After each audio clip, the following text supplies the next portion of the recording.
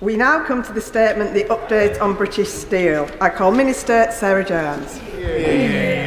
Madam Deputy Speaker, it is regrettable that when this government took office, we inherited a steel sector in crisis and an iconic British company facing an existential threat. Since day one, we have worked tirelessly with British Steel and the trade unions to find a resolution, because blast furnace closures at Scunthorpe is an outcome this government was simply not willing to allow.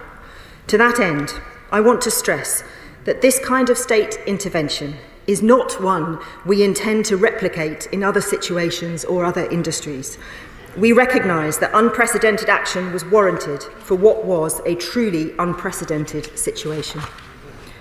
As honourable members will know, the legislation we introduced, and which was passed that weekend, gave us the power to direct British Steel's board and workforce, ensure they get paid, and order the raw materials to keep the blast furnaces running. It also permits the government to do these things itself if the circumstances demand it.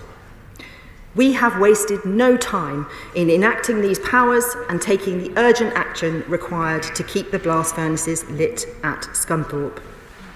Madam Deputy Speaker, we have secured the raw materials needed to keep the blast furnaces operating, and we continue to work at pace to secure a steady pipeline of materials.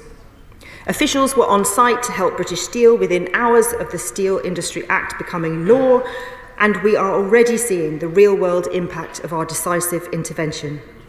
I am delighted to say that British Steel has also confirmed today that they can keep operating both of the UK's last remaining blast furnaces, in contrast to Jingye's plans to shut one of them down earlier this month.